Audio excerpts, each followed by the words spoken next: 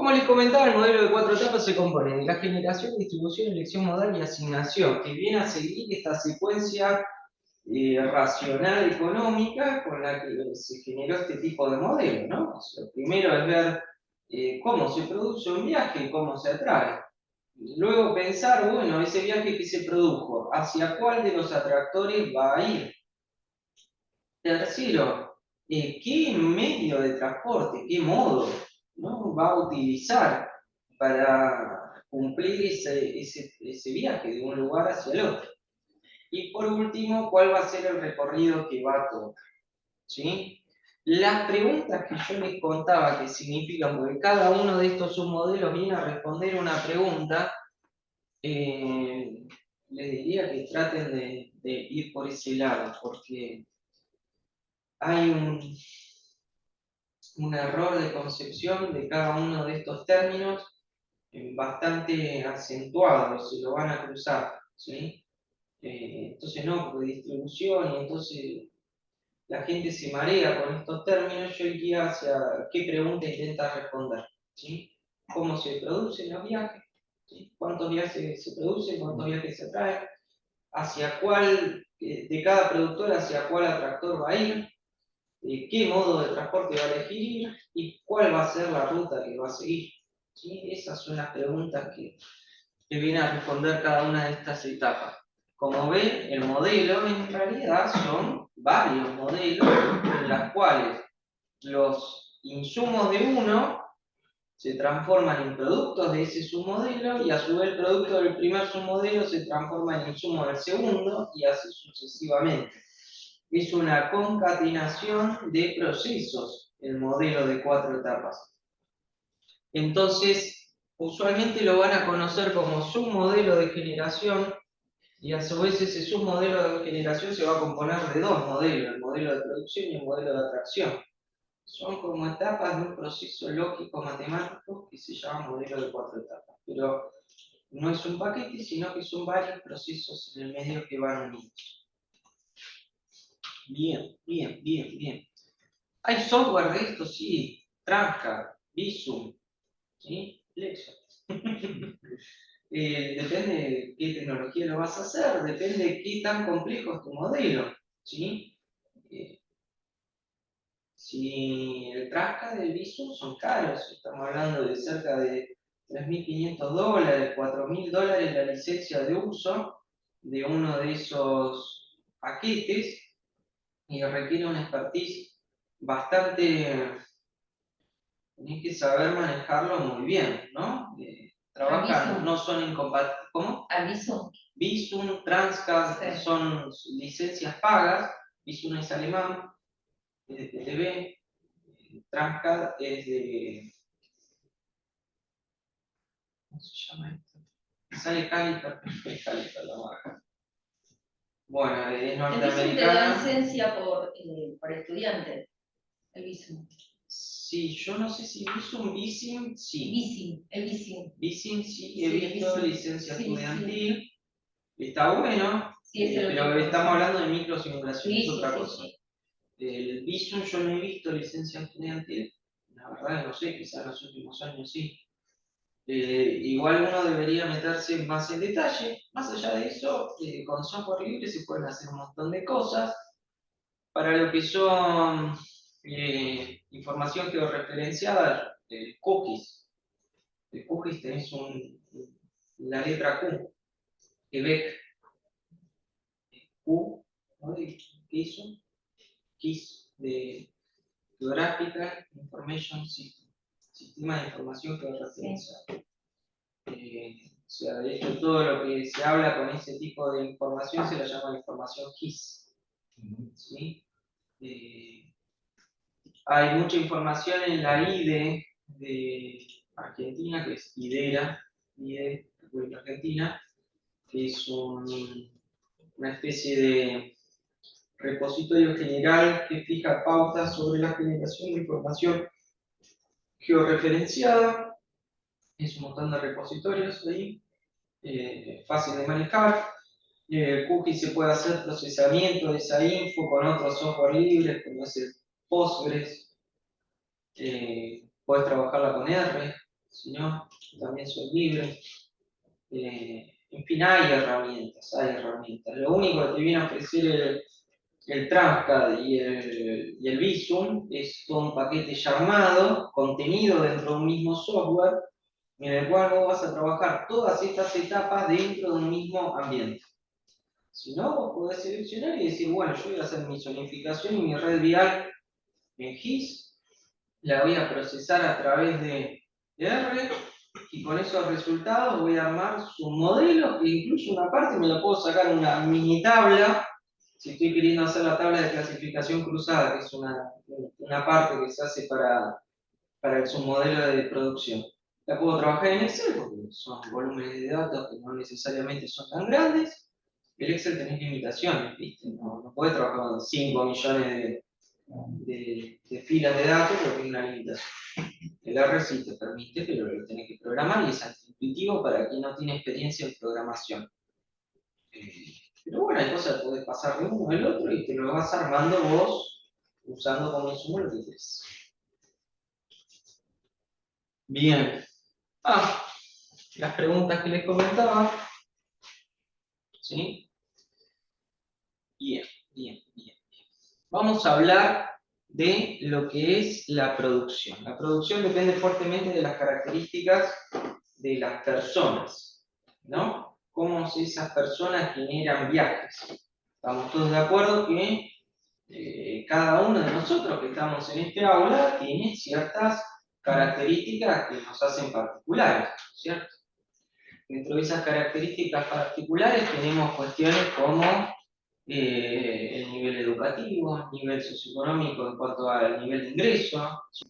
Entonces tenemos una serie de características propias de estas agrupaciones poblacionales que podemos ir armando que van a dar como resultado distintas propensiones a generar viajes.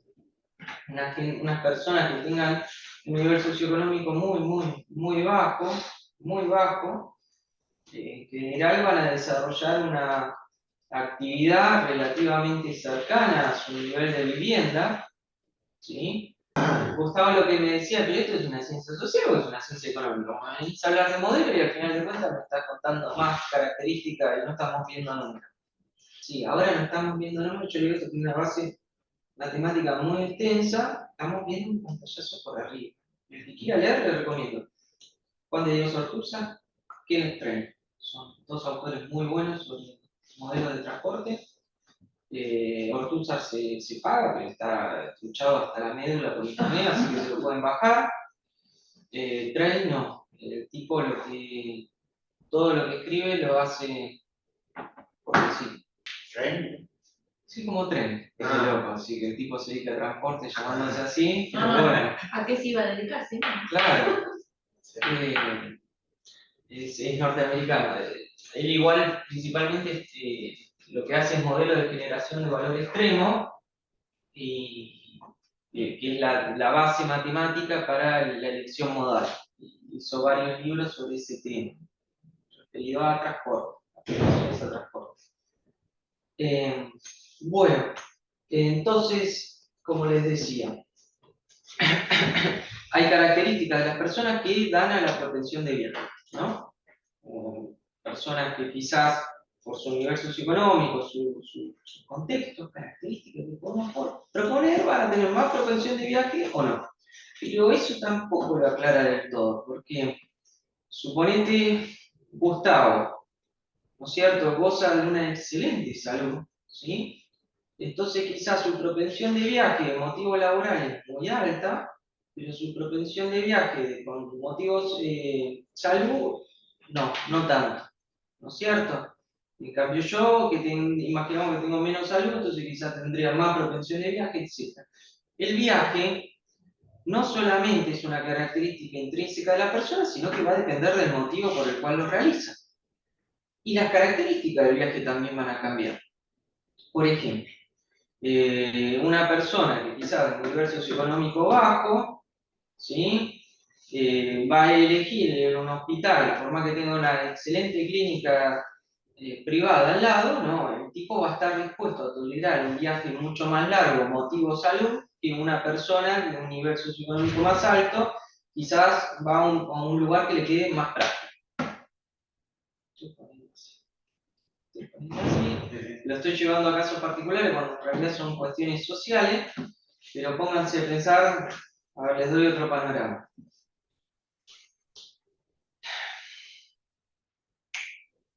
A jugar al fútbol, ¿sí? Yo estoy en la zona de Villaluz. Imagínate que me dice, si quieres, yo juego al tenis, no juego. Vamos a jugar un partidito de tenis, sí, ¿dónde? En Pilar. No me voy ni loco a jugar al tenis, ¿no es cierto? No tengo ganas de irme hasta Pilar a jugar al tenis. ¿Por qué? Porque me pongo a pensar en el viaje de irme hasta Pilar para jugar al tenis me da fiaca. No lo voy a hacer. Entonces le digo, no, muchas gracias. Yo, con motivo tenis, no viajo hasta Pilar. Imagínate que me llama ahí el de la consulta y me dice, Ezequiel, escuchá, mirá, nos contrataron para hacer un relevamiento para una planta industrial que tienen que poner en Pilar. Vos tenés que ver el impacto, ¿no?, en el tránsito. Sería el jueves. ¿Vamos? Bueno, sí, vamos a Pilar. La verdad que está mejor. La otra vez tuvimos que ir a Rosario. Pilar es acá cerquita para mí, ¿no? Entonces, el mismo viaje, dependiendo del motivo, pasa a ser distinta utilidad. ¿Vieron que yo les comentaba? En transporte se habla más que nada de desutilidad. La desutilidad de viajar, motivo, deporte, es muy alta. En cambio, la desutilidad de viajar, que ya no pasa a ser tan alta en comparación, ¿sí? Entonces tenemos que los viajes van a depender no solamente de las características de la persona, sino también hay que ir separándolas por motivos. Entonces vamos a tener que armar extractos socioeconómicos que clasifiquen las personas y esos extractos según los motivos del viaje que queremos analizar. Entonces, cuando queramos hacer un modelo, ¿vamos a suponer infinidad de motivos? No, vamos a suponer los motivos con más peso. ¿Cómo vamos a saber cuáles son los motivos con más peso? A través de las encuestas piloto, ¿sí? El área metropolitana de Buenos Aires, en general, cerca del 85% son por motivo de trabajo y el resto son los demás motivos. Son muy poquitos. 85 no, creo que era 65, 20 salud y muy poquito de comparación. Salud y estudio han parecido. Ahora debo tener alguna por acá. Bien. Basados en casas son estos, no son el total de los casos. Acá lo tengo 45, estudio 23, otros que incluiría salud son 26, y el no basados en casa, el famoso caso del estudiante que va a trabajar y después se va a la facultad, que son los viajes triangulares, son tan solo el 6% en Ciudad de Buenos Aires, son muy chiquitos. Si mezclan a miércoles con lo que les dije, es 45, 23 y 26. ¿Sí? Eso se hace por relevamientos previos, que necesitamos generar esos relevamientos antes de hacer nuestro modelo. O sea, tenemos que basarnos en todos los estudios previos. Bien, bien, bien. Trabajo, estudio, interjurisdiccionales 60%. Esto incluiría, por ejemplo, los que vienen de provincia capital también, ¿no?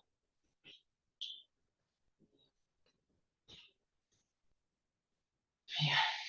Hay un montón de características que tenemos que ir armando y con eso vamos definiendo nuestro conjunto poblacional. ¿Cómo vamos a trabajar esos datos poblacionales referidos a la generación de viajes? Ya sabemos que los viajes los vamos a tener que separar ahora por motivos.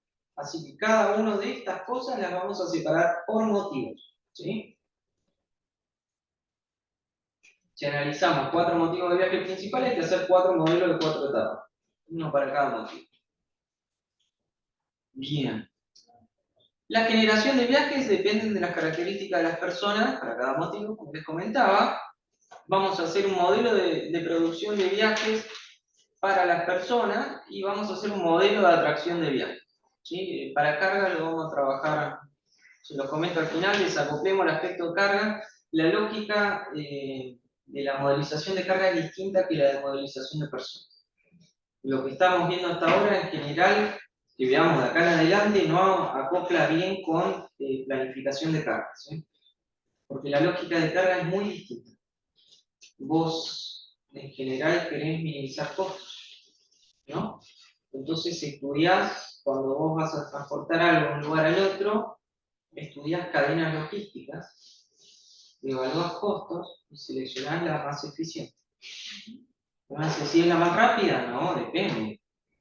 Quizás mi costo de inventario es poco, entonces no siempre voy a elegir la más rápida, lo puedo mandar en tren si quiero. Quizás mi costo de inventario de esa carga es muy alto, entonces ahí sí la voy a mandar en avión. Entonces, si te fijas, la lógica racional de la selección de cargas difiere la de pasajeros desde el punto de vista de que se analiza otra lógica económica y cuantificable. ¿Sí? Las personas toman otros criterios para esta selección. Bien.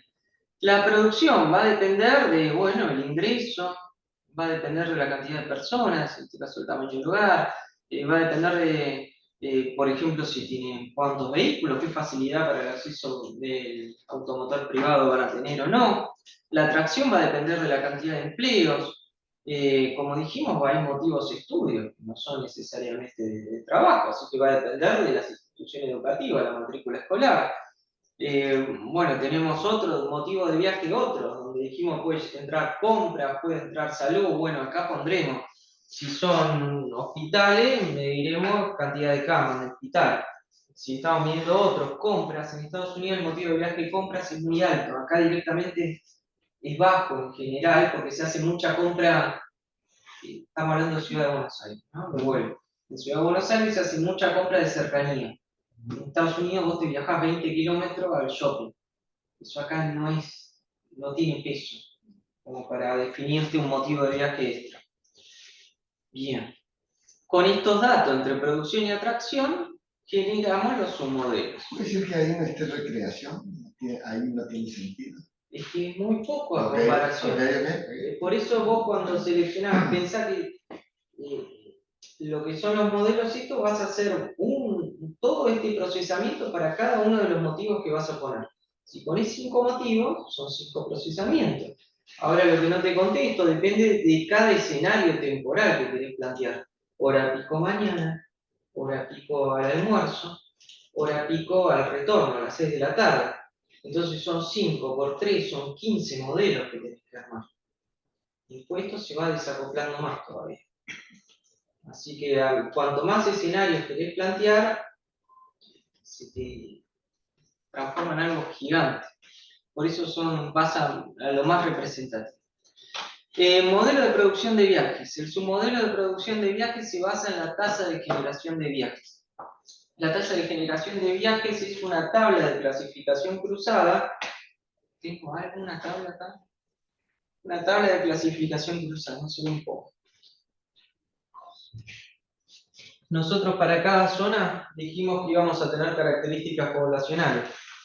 Cantidad de autos por vivienda, por ejemplo, de esta zona, 3. Cantidad de personas por hogar, 4, ponele. Nivel educativo medio, universitario. Entonces yo entro en una tabla, me fijo las características de esta zona, ¿sí? Y le asigno un coeficiente de producción de viaje. Esto es algo muy norteamericano. Acá los chicos de ingeniería civil seguramente lo tienen porque el modelo de capacidad de autopista, cuando entra la parte de generación de viajes, tenés un montón de tablas de clasificación cruzada para el tráfico esperado según el tipo de actividad que se está poniendo. Es algo muy llano, una costumbre.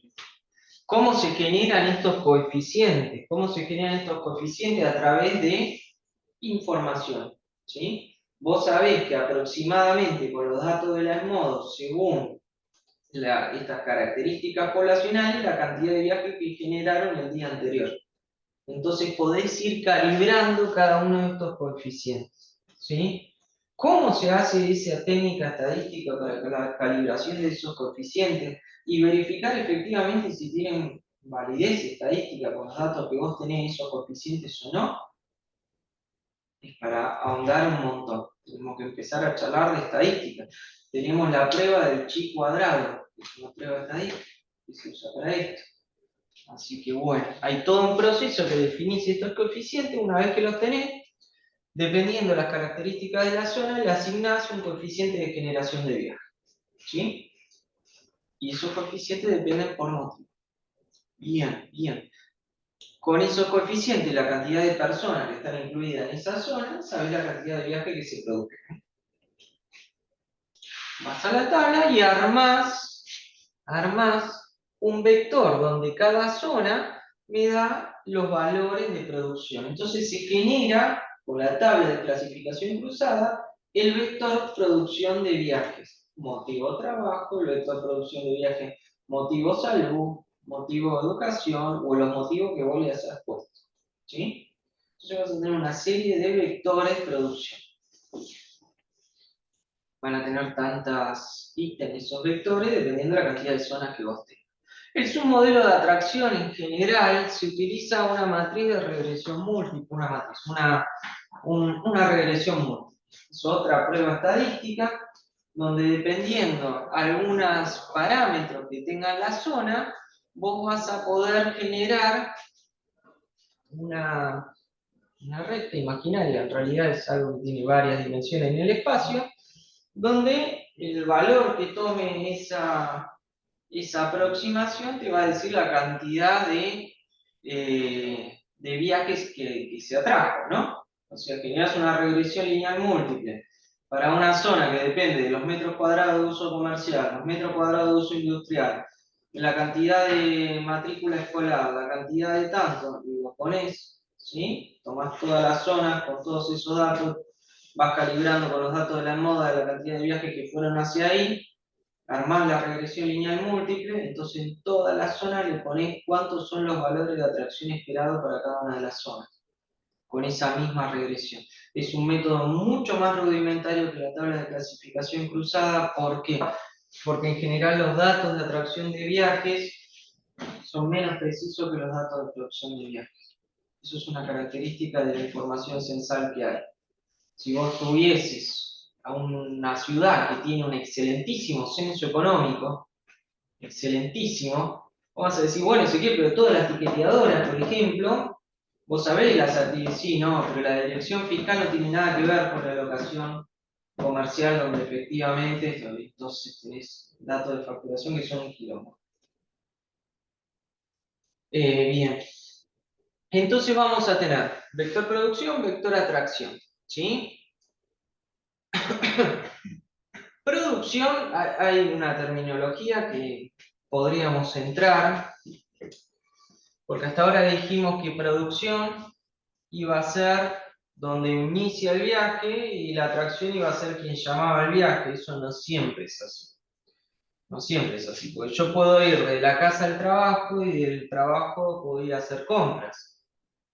¿Sí? Entonces mi producción sería origen, mi trabajo que se hace con la regresión lineal múltiple sería destino. Sin embargo, si yo voy del trabajo a hacer compras, tanto mi origen, que sería ahora el trabajo, como mi destino, los dos serían atracción de viaje. Eso se tiene que trabajar de una manera, no es tan complejo, pero bueno, sería para charlar más sobre lo que son modelos de generación con esos detalles. ¿Cómo terminamos esto? Terminamos con nuestro vector producción y nuestro vector de atracción de viaje. Ahora lo que tenemos que hacer es empezar a distribuir. Paréntesis, sepamos que el submodelo de producción y el submodelo de atracción no contemplan algunos productores y atractores de viaje que siguen otra lógica. Por ejemplo, dijimos que la producción depende fuertemente de las características poblacionales. Imagínate que yo tomo zona del tamaño de un partido, porque tengo poca información censal. ¿Qué pasa con el partido de Ezeiza? El partido de Ezeiza, yo tengo el aeropuerto de Ezeiza, 12 millones de pasajeros por año. Y no hay tanta gente en Ezeiza como para que me justifique los 12 millones de viajes que voy a ver en la autopista Richelli, porque tengo ese aeropuerto. Entonces, todos aquellos productores o atractores especiales, quiere decir que no siguen la lógica poblacional o la lógica económica, como suelen ser los centros de transbordo, Constitución, Retiro, 11, Ezeiza, la terminal de ómnibus de Liniers, etcétera, etcétera, etcétera, la de Del Piane, ¿no? Porque no viajan a podemos limpiar eso. Pompeya. Pompeya. Bueno, todos esos productores y atractores especiales se tienen que armar su modelo de producción y atracción especial. Y no termina siendo tan difícil de hacer, sino que se hace como una precarga del vector producción y del vector atracción. No es tan, a nivel operativo esto es bastante más sencillo manejar. Pero bueno, sepa que existe esa terminología, productor y atractor especial, que significa eso. Distribución, desde lo que se produce hacia dónde va. ¿Cómo se hace la distribución de viajes? ¿Cómo yo puedo suponer de los 17 millones de personas que viven en Buenos Aires, de dónde hacia dónde van? Bueno, lo vamos a aproximar. ¿Cómo lo vamos a aproximar? A través de líneas de deseo. ¿Qué es una línea de deseo? Es un par origen-destino que tiene una cierta intensidad. ¿Cómo intensidad? Sí, una magnitud que la define. Quiere decir que ese par origen-destino, origen de un viaje, destino de un viaje, va a tener como intensidad la cantidad de viajes que van a ir entre ese par origen-destino. Vamos a poner una imagen de una línea de deseo. Estas son líneas de deseo. ¿Ven? Unen pares origen-destino. Es este tipo de gráfico que a veces los van a encontrar, sobre todo en estudios estratégicos. Por ejemplo, lo que era en su momento los PET. No sé si lo llegaron a alguna vez ver. Plan Estratégico Territorial. Bueno, los PET son documentos que gran cantidad de países lo generan. Nosotros hace como 10 años que no hacemos un PET, una actualización. Son donde te dicen a vos cómo sería el desarrollo territorial estratégico del país. Imagínate un corredor, el famoso corredor trópico del Capricornio, de la Franja y la Ruta, el plan de desarrollo de transporte chino, que propone hacer distintos corredores a lo largo del mundo. Bueno, eso sería un plan estratégico. ¿Sí? La Franja y la Ruta sería una especie de aplicación del PET chino, pero que es global el PET chino, ¿viste? El nuestro llega hasta el límite chino como el norteamericano también, no olvidate. Ellos su plan estratégico no siguen la proyección del mapa territorial. Pero bueno, en general los estados tienen planes de desarrollo territorial. ¿Sí? ¿Cuáles son los ejes comerciales que yo veo? La Argentina, ¿qué tiene un eje comercial norte-sur? No, el movimiento de carga norte-sur es poco, ¿no es cierto? Va más entre este y oeste. ¿Sí? En el revés, entre el oeste hacia el este, que es donde está el litoral marítimo. Entonces, si tengo que hacer ruta, vamos a hacer una ruta que vaya de La Quiaca hasta Ushuaia, todas así, vertical y paralela. Y no, porque en general la carga sigue otra dirección. Eso lo ves en los planes territoriales, que te dan a vos un marco muy bueno al momento de plantear esto, ¿no? Por eso son documentos que vos los mirás y decís, pero ¿cuál es la aplicación directa? Y no, esos son documentos que sirven de base para todo desarrollo subsecuente. Bueno, esas son las líneas de deseo. ¿Cómo se hace un modelo de distribución de viajes? Bueno, este es el planteo gravitatorio. Se llama porque sigue la misma ley de gravitación universal que Newton, ¿no? Y la misma forma.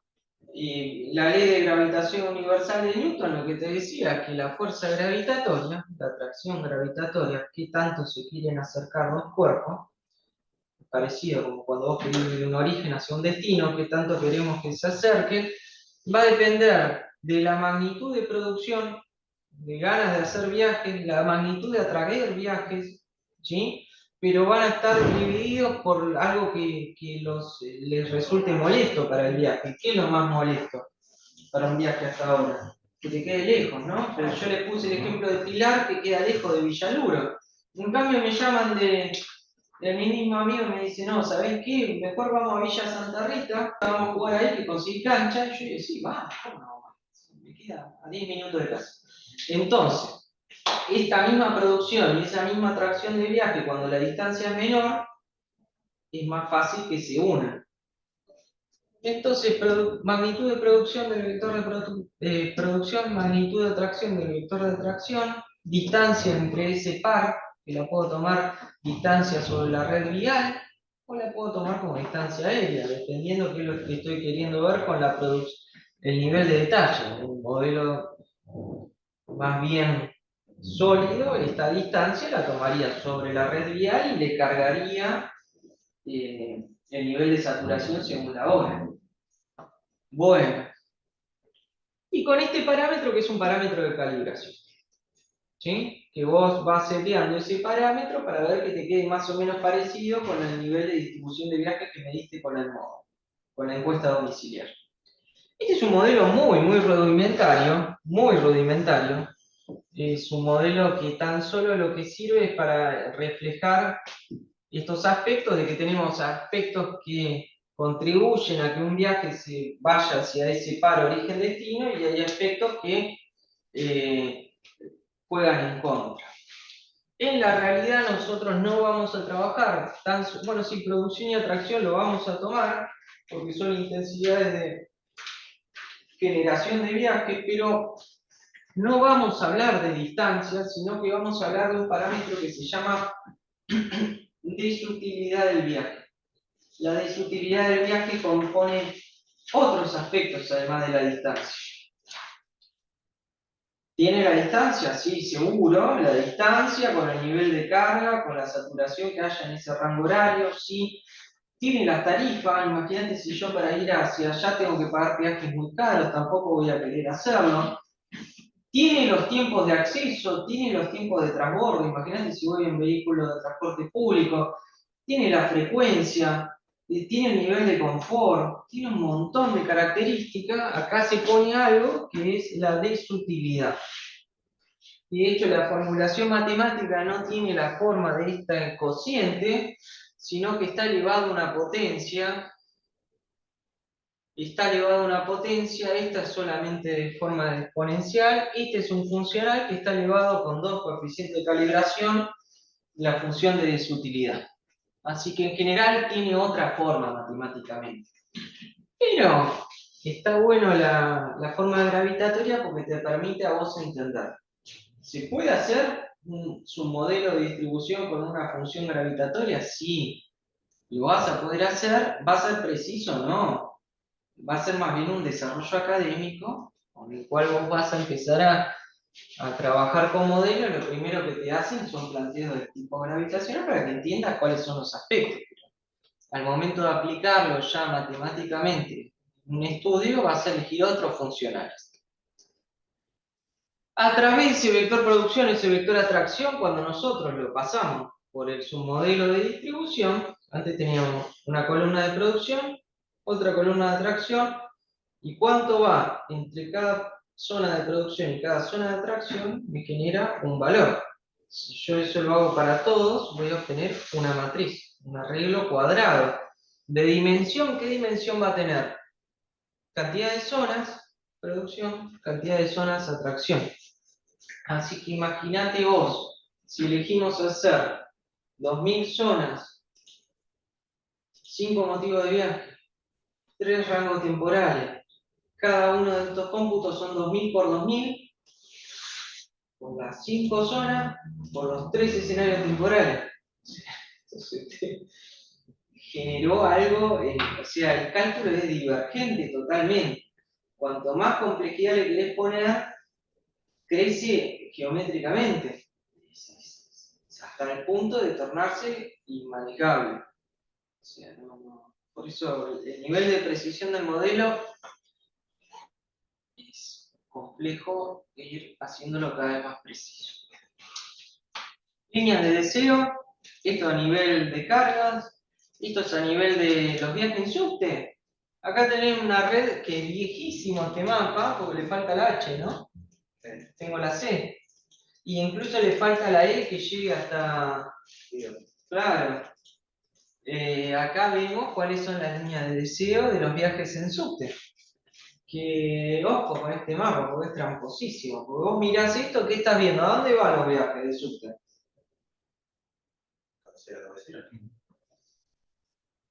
De la periferia de la ciudad hacia el centro. Y después tengo tan solo acá una línea transversal. ¿Dónde hay que hacer estaciones según este mapa? Y yo estoy viendo lógicamente que hay todos viajes radiales. Hay que poner líneas que son radiales, porque si todos los viajes van a ser... No, pero todos los viajes son así porque la infraestructura es así. Jamás vas a tener líneas horizontales porque estás viendo tan solo los viajes de subte. Ojo al piojo, cuando vos te vienen a decir qué tipo de línea o dónde o qué demanda hay que satisfacer, ¿qué datos me está mostrando? Claro, acá vos me estás mostrando las líneas con un sistema que tan solo te lleva radial. Es obvio que todos los viajes que son de sur a norte, esta línea de deseo no lo muestra. Así que probablemente este tipo de mapa no te sirve de nada para saber a qué línea de subte tenés que poner nueva. ¿Me explico? Está cegado por la información de base. ¿Se acuerdan que la segunda diapositiva que les puse, un modelo es tan bueno como la información que vos le das? Si la información no es buena para tomar esta decisión, el resultado del modelo no va a ser bueno para la decisión que querés tomar. Está lleno de estas cosas. Pero abunda por todos lados. Tenés en la notita de tal lado que te salió y que te dijo esto. Y vos tenés que tener una mentalidad muy crítica de los resultados de los estudios, qué estudian, empezar a cuestionarse todo. No porque alguien te diga, hay un estudio que dijo que eso sea verdad. Los estudios pueden decir cualquier cosa, al final de cuentas. Hay que tener una mentalidad más crítica. Elección modal. Estamos súper bien. Elección modal dice, voy a obtener como resultado una partición modal. ¿Cuánto de esos viajes, de esa matriz, qué porcentaje va a ir por un lado, qué porcentaje va a ir por el otro? ¿Sí? Entonces, de esa matriz yo voy a tener tantas matrices como cantidad de modos quiera asignar. Si estoy determinando colectivo, taxi, combi, bicicleta, monopatín, auto, colectivo pero doble piso, voy a tener que tener tantas matrices de distribución como vehículos quiera poner. ¿Tiene sentido? Ya dijimos que ya era un montón hacer para 5 motivos de viaje. Si estoy suponiendo 7 modos de transporte distintos, tampoco tiene sentido. Entonces vamos a hacer tren, colectivo, coche particular. ¿Cuánto viaja en taxi en la ciudad de Buenos Aires? ¿Cuánto viaja en taxi? La comparación del colectivo y la comparación del tren. ¿Cuánto viaja en taxi? Bueno, si es tan importante para esta ciudad particular, listo. Pero no agreguemos por agregar, porque mientras más agregamos, menos precisión. Y hay veces que no te sirve. Bien. Quizás hay ciudades donde vos tenés viajes a pie, que es muy importante, ¿eh? Ojo, el transporte a pie es algo muy subestimado y tiene un peso muy grande. Al final de cuentas, el transporte urbano de pasajeros termina siendo un concepto muy similar a la última milla. A mí me pasó Metrobús de la Matanza, el que va por Ruta 3, ¿no es cierto? Cuando se empezó a plantear el tema, se estaba hablando de estaciones con aire acondicionado, porque querían copiar el BRT de Brasil, ¿viste? La misma concepción, estación con aire acondicionado. Y hermosa, los renders, ¿no es cierto?, de cómo querían que sea la estación, pero el usuario del colectivo, ¿aparece y desaparece en la parada de colectivo? No. ¿Y cómo llegas a su casa? ¿Cómo son las veredas? La ruta 3 no tenía veredas en los costados. Es una avenida, pero vos no tenés vereda. Frente municipal, tenés cosas, ¿no es cierto? Después tenés la traza asfaltada de la ruta 3, y después ibas a hacer el Metrobús con una parada hermosa. ¿Cuál sería lo más lógico quizá? Y bueno, tratemos de priorizar para la obra el acceso hacia la estación, por ejemplo, luminaria pública, por ejemplo, que sea a nivel una acera, ¿no? Una vereda, que vos no tengas pozos con barro, que después tengas que cruzar para un lado, para el otro de la ruta, porque acá está intransitable para el paso. tengo que tener una acumulación de agua. Entonces, todo ese tránsito, si vos lo mejorás, vas a tener menor desutilidad de viaje para acceder a esa estación y más cantidad de viaje. Algo que es lo que tiene el BRT es que aumenta la distancia entre paradas. Si yo te aumento la distancia entre paradas, hay más tiempo de caminar. Quizás vos mejorando el BRT terminás teniendo menos pasajeros porque la gente tiene mucha penalidad de caminar si el tránsito peatonal es malo. Entonces vos mejoraste el transporte público y te bajó la cantidad de pasajeros por esa decisión porque no supiste comprender bien todas las etapas de ese viaje. ¿Me explico? Modelo de elección discreta. El modelo de elección discreta se basa en curvas que son como una S. ¿Sí? ¿Qué significa esa S?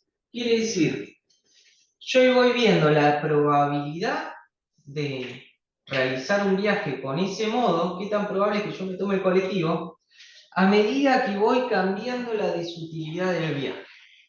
¿Sí?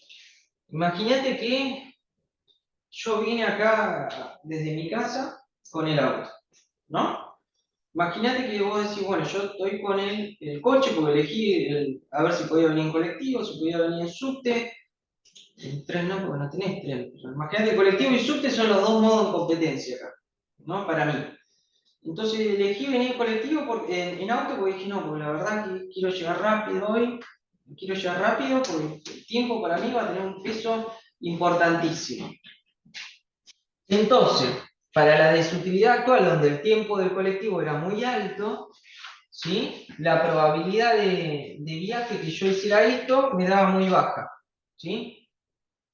Pensá que la desutilidad hay veces que le ponen un signo negativo, ¿no? Entonces esto estaría fijado para el otro, no importa.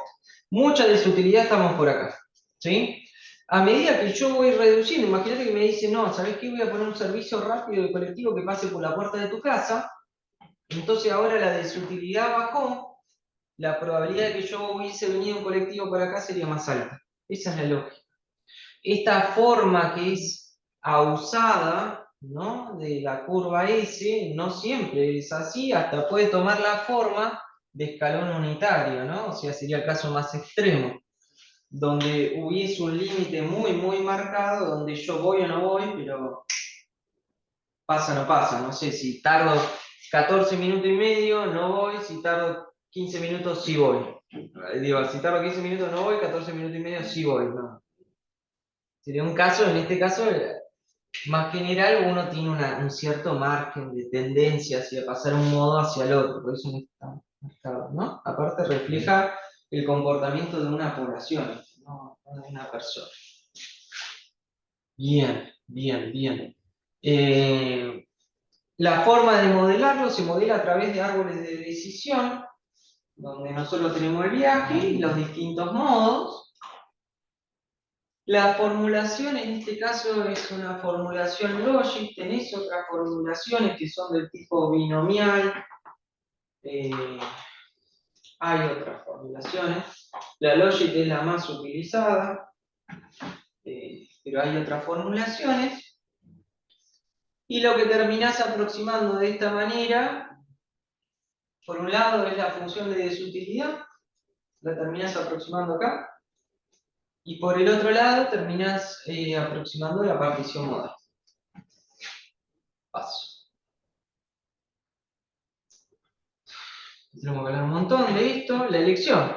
¿Me hubiese venido en taxi o me tomaba el 2? Ah, esta es buenísima. Esta es buenísima porque primero pasan cerquita de casa.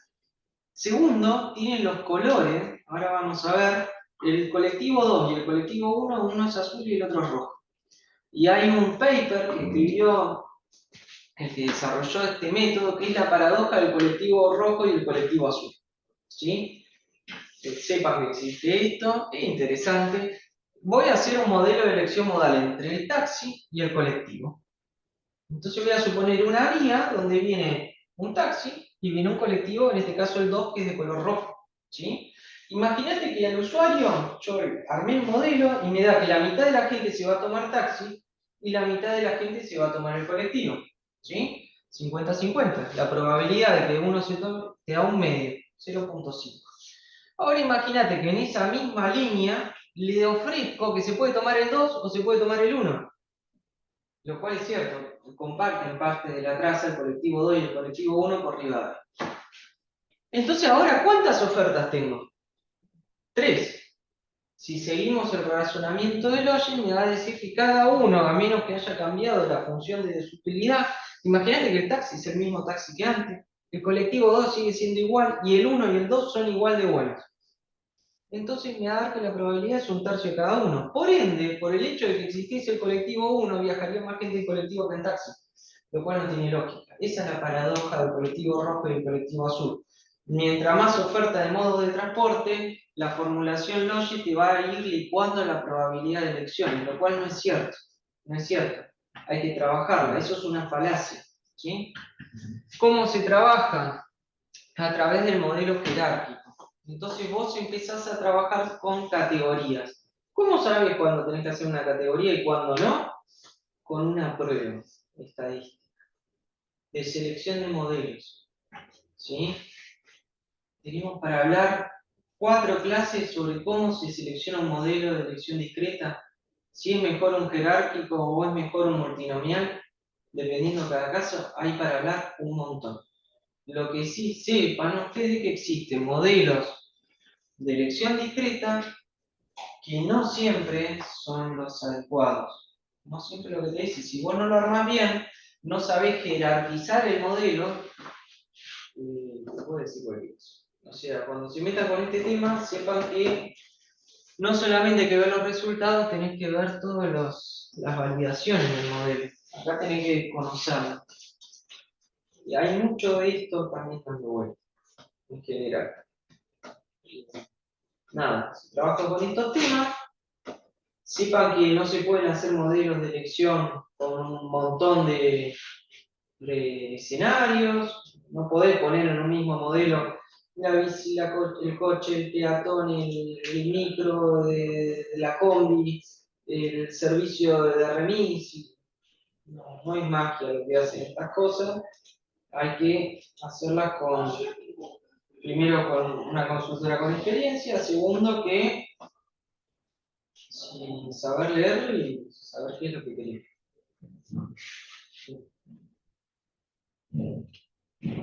¿Qué podemos sacar de esta manera nosotros?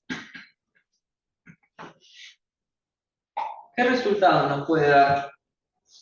¿Sí?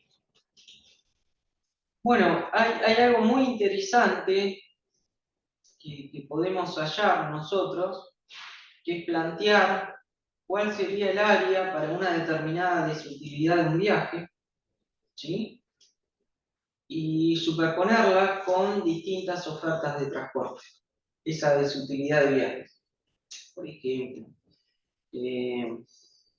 otra manera de plantearlo, imagínate, 20 minutos con la desutilidad es muy dependiente del tiempo, lógicamente, muy dependiente de la tarifa, muy dependiente. Si nosotros dejamos como variable la distancia, ¿no? La vamos incrementando hasta un determinado valor de desutilidad, voy a obtener una frontera. ¿Hasta dónde llego? Hasta alcanzar esa desutilidad, desde un punto. Imagínate de constitución, yo diría, bueno, una frontera de desutilidad constante sería esta. Imagínate esta estación de ómnibus sería esta de acá. Entonces, todos los usuarios que estén desde acá a más cerquita, vas a tener esa desutilidad o menos, ¿no? Lo que estoy midiendo ahí es el acceso, en cierto punto, porque dijimos que vos vas a hacer un viaje siempre y cuando no te sea demasiado molesto. Si te es menos molesto que sea demasiado, probablemente lo hagas. Entonces empezás a ver áreas de cobertura. ¿Y qué pasa cuando el modelo Logic, qué era lo que evaluamos? Modos en competencia. ¿Tiene sentido hablar? Esto es lo que yo hablé en un trabajo, decía, ¿tiene sentido hablar de que el tren a Mar del Plata compite con el colectivo? Uno diría que sí, ¿no? A priori, porque van a Mar del Plata. Entonces, si van a Mar del Plata, están compitiendo. ¿no? Y yo lo que dije, no, esperá, vayamos un pasito más. ¿Quién va a Mar del Plata? Y la gente de Buenos Aires. Ah, pero pará, Buenos Aires no es un lugar, es una cantidad muy grande de lugares, ¿no? Entonces veamos un análisis de competencia en cuanto a la accesibilidad para poder ir a viajar a Mar del Plata, en tren, en colectivo. Entonces yo lo que decía es, mirá, el área de competencia entre el tren y el colectivo yendo a Mar del Plata es prácticamente ínfima en cuanto a la cantidad de viajes que se generan en Buenos Aires. Quiere decir de que el tren solamente va a competir para una frontera de acceso muy cercana a la estación de origen Constitución, cuando el bus tiene una capilaridad mucho más grande, por lo cual tiene un montón de usuarios cautivos con respecto al colectivo, al ferrocarril. Si el ferrocarril parece gratis a Mar del Plata, no quiere decir que todos los usuarios de bus terminarían migrando al ferrocarril, porque hay muy pocos usuarios que están en competencia directa con el ferrocarril. La persona que vive en Marcos Paz, ¿sí?, se va a tomar un bus porque no tiene accesibilidad hacia el ferrocarril en Constitución, ¿sí? Va a terminar yendo en bus, por más caro o más barato que termine saliendo el ferrocarril.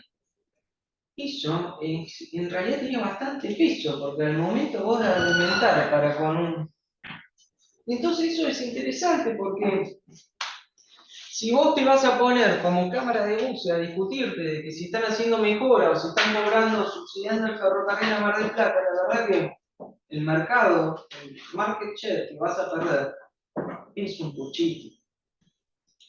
¿Me entendés? No te va a mover la ecuación económica porque el grueso de tus pasajeros terminan estando cautivos porque no tienen acceso a los otros. Esto pasó mucho cuando también se hablaba del transporte aéreo versus el transporte en bus. Decían, no, cuando venga la low cost, nadie más va a viajar en bus. Entonces tenés que hacer un análisis de frontera de acceso y te vas a dar cuenta que hay un montón de estaciones de bus donde tenés ascenso y descenso de pasajeros que no tienen acceso al transporte aéreo. Porque si vos querés irte de Chivilcoy a Ezeiza, ¿te podés ir en avión? No, ¿por qué? No hay aeropuerto en Chivilcoy. Entonces, ese pasajero de bus, que es el bus que va de Buenos Aires a Mendoza, ¿lo va a perder? No, porque no tiene acceso. O sea, el mismo colectivo que salió de Liniers, pasó por Ezeiza, Chivilcoy y llegó a Mendoza, sí, Buenos Aires, Mendoza, están en competencia con el avión, pero Ezeiza, Chivilcoy, no. Entonces ese pasajero va a estar cautivo en la línea. Y entonces ahí tenés que empezar y decirle, bueno muchachos, ¿por qué en vez de estar discutiendo, vamos a ver cuántos pasajeros tienen en competencia directa? Y te das cuenta que el número es así de chiquitito. Y de ese número así de chiquitito, ¿cuántos pueden llegar a perder? Ahí sí vamos a la partición modal, planteamos el escenario futuro con un competidor y decimos, van a perder el 50%, pero del 10% de los viajes. Entonces, ¿cuánto vas a perder? El 5%. Entonces, ¿bus avión te va a cambiar la estructura económica de tu línea si perdés el 5% de los pasajeros? Y ahí el tipo, a mí no, pasa que me preocupé, porque vi Buenos Aires, Mendoza, y yo dije, esto se me viene de noche. Y hay un... Sí, se había armado un... También lo usan para pinchar. Claro. Porque el tipo no es que no conocen de la línea, el jefe de la cámara. El jefe de la cámara viene y te dice, ¿me vas a hacer esto? No me cobres peaje. En el acceso a Buenos Aires, no me cobres peaje y déjame usar el Metrobús porque pierdo como 30 minutos de viaje en combustible, le puedo ofrecer un viaje más corto al que sí viene del Chivilcoy de Buenos Aires, que sí sé que lo tengo cautivo, y si le bajo media hora el tiempo de viaje le puedo subir tanto por ciento la tarifa. Entonces el tipo lo usa como factor de negociación. Vos con este modelo, si estás del otro lado del organismo regulador, le podés decir, no, mirá que acá estás perdiendo el 5%. Así que no me venga a contar todo esto, porque yo ya esto lo estoy viendo acá. Vos tenés una ecuación económica de tu red. seamos sinceros, en Argentina vos tenés un montón de ciudades de pequeño y de tamaño medio. Montón.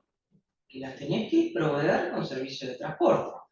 Si la ecuación económica del punta a punta de esa línea fuese muy pesado, por ejemplo, la mitad de los pasajeros van de Buenos Aires a Mendoza, yo posiblemente te priorizo la capilaridad y te digo, te aseguro este market share para que siga siendo rentable las paradas intermedias. Y ahí sí voy al transporte aéreo y le digo, ¿sabes qué? La frecuencia en vez de ser 20 van a ser 10.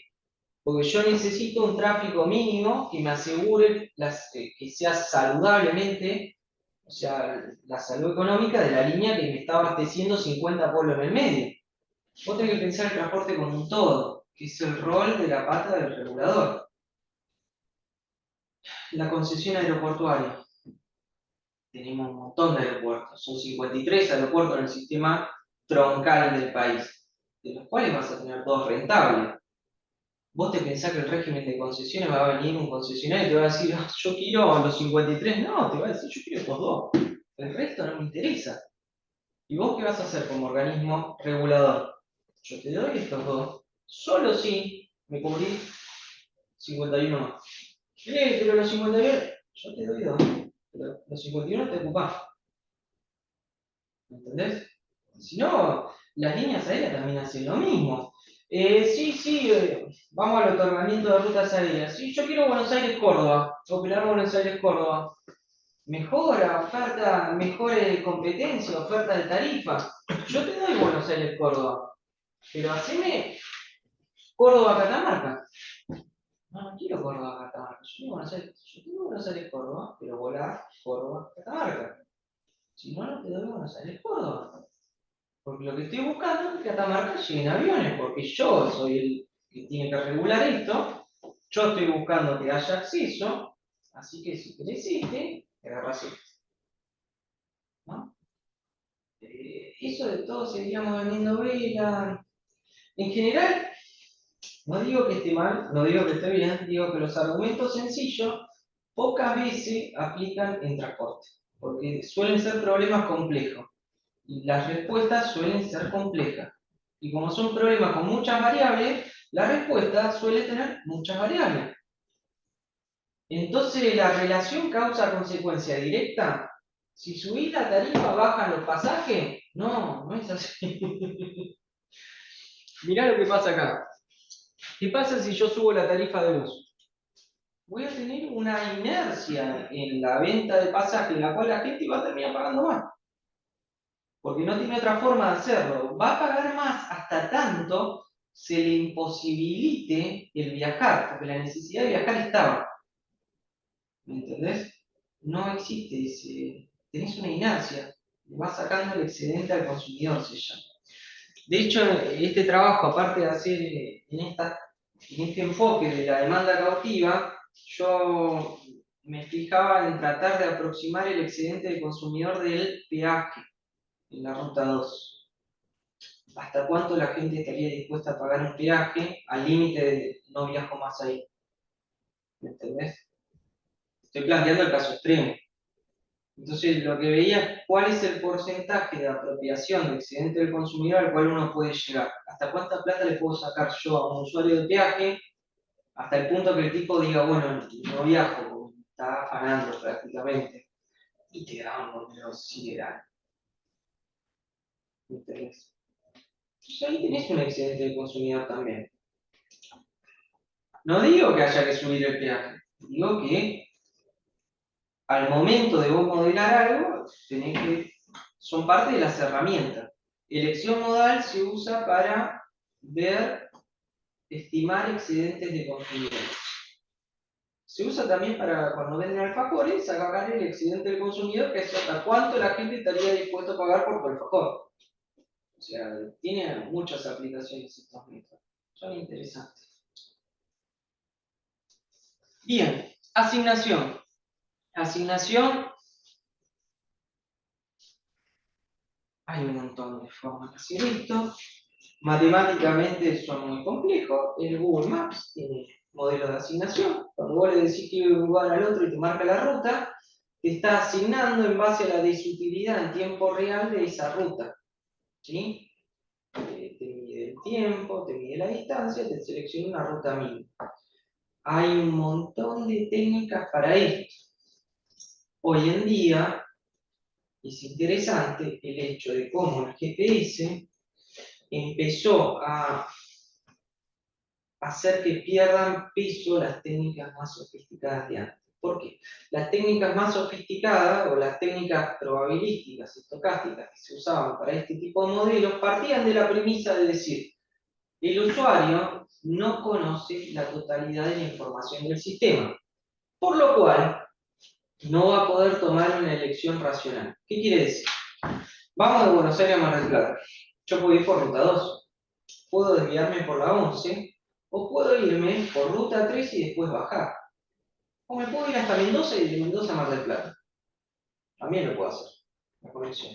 Bueno, entonces, ¿cuál es la probabilidad de selección de un camino versus el otro? Dice, el que tenga menor distancia va a ser más probable que el que tenga mayor distancia.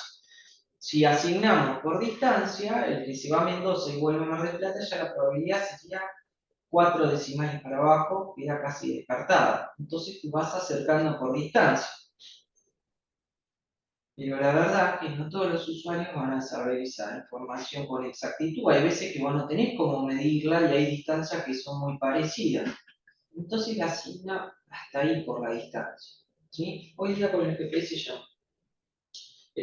ya te va dirigiendo el tránsito. De hecho, cada vez más nos estamos acercando a escenarios, incluso con los coches autónomos, de métodos de conducción planificada, muy parecido a la aérea. Yo a la aérea me quiero subir el avión, acá Lima Víctor, Charlie Tango Eco, voy a salir de Buenos Aires por Aerovía Zulu no sé cuánto y voy rumbo a tal lado. Sí, aprobado plan de vuelo, salida estandarizada tal, y te van guiando. ¿Viste? Van todos los transportes aéreos, los regulares grandes, ¿no? Te van guiando qué es lo que tiene que hacer. O sea, hay un tráfico planificado. Esto, estamos yendo hacia el tráfico planificado. ¿Por qué? Porque hoy día salgo de casa y yo ya sé que en general pasa hay un accidente y que me manda que es más rápido irme por tal otro camino.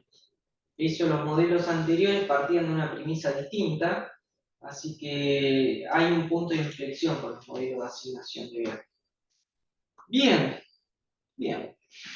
¿Qué vamos a obtener de resultado de la asignación? La carga sobre la red vial. ¿Sí? Con la carga vamos a saber la saturación, con la saturación vamos a saber la utilidad de su utilidad. Entonces este resultado me sirve para la distribución de viaje. Claro, por eso el modelo cíclico. Vas a tener que volver a hacerlo. Con esta carga de asignación vas a verificar de vuelta la distribución y volver a hacer el modelo hasta que alcance un equilibrio. Carga sobre la red vial, etc. Otros modelos. Modelo de competitividad de cadena logística. El modelo de competitividad de la cadena logística se parece mucho al Logit en cuanto a la probabilidad de partir, o sea, de seleccionar una u otra cadena logística, se basa en costos. Costo de inventario, etcétera, etcétera, etcétera. Costo de tonelada por kilómetro. Es otra lógica. Pero hay modelos para cargas. No se usa el anterior, se usan modelos para esto. Cadenas logísticas para puertos. Vos estabas evaluando el interland de cada puerto. ¿Sí? Modelo de elección discreta. Para corredores, solamente podés quedarte con elección discreta si querés analizar un bus, un BRT. No hace falta que haga todo el modelo general. Puedo hacer un submodelo de elección discreta, solamente para eso. Y nuevamente esto es lo que les contaba en la imagen. El modelo te entrega un dato matemático, ese dato matemático lo tenés que interpretar. Tenés que ponerlo en un contexto. Por eso, a mi criterio, la lectura final tiene que ser un enfoque social. Si vos te dedicas a hacer modelo, le tenés que dar herramienta y escuchar a ver qué problema tiene el decisor, intentar vos ofrecerle a ver cuál es la mejor forma de argumentar. Quizás la mejor forma de ponderar una u otra. Tenés que entender qué quiere elegir el tipo. Si vos vendés un enlatado, no siempre puede. Quizás tu decisión es otra. Si sos un asesor técnico en transporte y te están preguntando, che, tengo este problema. Bueno, mirá, se puede hacer esto. ¿No? En fin. Es un área muy interesante esta en cuanto a los ámbitos de aplicación. Al que le gusta la matemática, tiene un montón, un montón. Nada. Hay poca gente que se dedica a modelos de transporte, muy poca gente, en general, muy poca gente.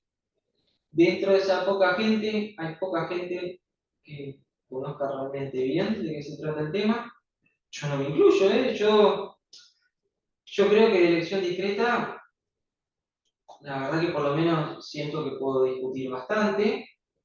Creo que es todo un mundo muy interesante, pero creo que hay mucha gente que cree saber cuestiones de este tema que en realidad no las sabe tanto.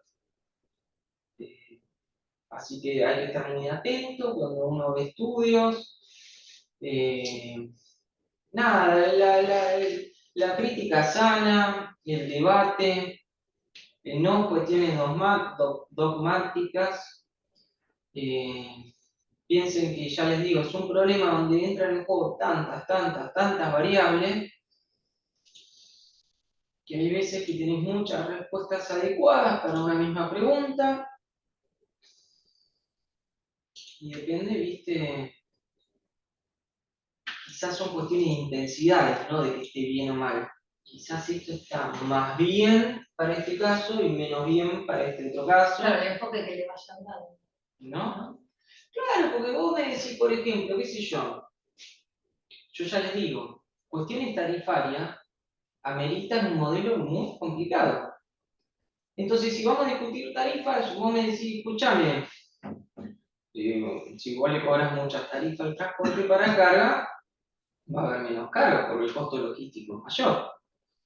Te pones a pensar y podemos discutir un poco, porque podemos decir, bueno, si sube el precio del transporte de carga, entonces al final de cuentas yo te voy a decir, ahí el precio del commodity no cambia. Así que ¿a dónde se traslada? Bueno, ¿lo va a absorber el productor? No, el productor no sé si lo va a absorber porque él tiene un costo casi fijo. Depende del fertilizante, depende de lo que le cuesta el costo de la cosecha, así que tampoco puede jugar mucho. ¿A dónde va a parar eso? Ah, a la renta, probablemente, porque si yo soy productor, bueno, ¿cuánto sale el alquiler de este campo? $200. Yo la puedo vender a 300, me sale 50 producir y 50 trasladarla. No, cobrame 180, porque me quiero quedar con $20 por hectárea. Ahora me subieron en vez de 50 a 70. Entonces yo voy al de la tierra y digo, yo 180 no lo pago más. 160 sale ahora. Pero si 160 sale ahora. Si no, no te produzco nada, flaco. La verdad es esa, me voy a otro campo, porque mi costo me da esto, mi costo me da esto, mi porcentaje de ganancia es esta, la renta vale esta. Ah, qué bueno. Entonces me vas a decir que todos los costos logísticos impactan en la renta, casi de manera directa. Entonces, ¿quién se lleva el beneficio cuando hago una ruta? ¿El camionero? ¿El productor? Pero ni un campo. No sé, no sé. ¿Qué querés que te diga? Por lo menos te puedo decir de que económicamente ese impuesto se traslada de esa manera. Después vas con tu decisión, señor decisor, que si están bien los impuestos, están mal los impuestos. Yo te digo nada más eso. Entonces vamos a ver. Hacémoslo. ¿Qué sé yo? ¿A quién querés beneficiar? ¿Cuál es tu necesidad social? ¿Cuál es tu factor de satisfacción que buscas cubrir con una determinada obra? No sé. Por eso, a mí como ingeniero me encanta el transporte, me encantaría que esté lleno de aviones, me gusta mucho la parte de aeronáutica, ¿no es cierto? Sin embargo, me pregunta, ¿la solución a todo es un avión? A mí no.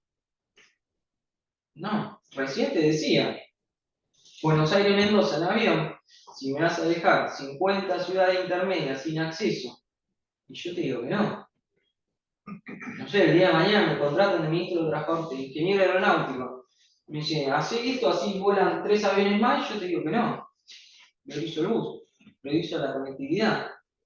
Porque sé que ese ciclo, si vos retirás el transporte de algunas ciudades, te quedás sin actividad económica, por ende con menos transporte, y entra en un círculo vicioso negativo, porque conozco del tema. Entonces yo sé que el transporte a veces pequeñas modificaciones que aparentarían inmediatamente ser positivas, se traducen en situaciones negativas en un escenario temporal mayor.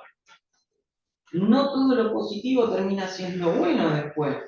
Entonces tenés que, por eso, da para el debate. Lo interesante de esto es que sepan que existen métodos, matemáticamente muy sofisticados, un tema súper interesante, los incito a que lean sobre el tema. Si el día de mañana tienen alguna materia sobre esto, da para hablar un montón, pero nada, a veces el criterio, la lectura de resultados tiene mucho peso para mí, acá. No sé. En estructura vos sabés que la columna se rompe o no se rompe por una cuenta.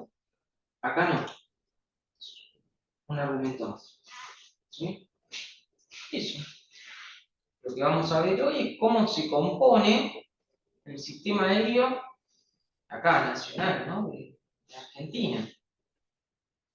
En cuanto a cuáles son los organismos que intervienen, qué funciones son las que cumplen, cómo es un poco la idea del marco regulatorio.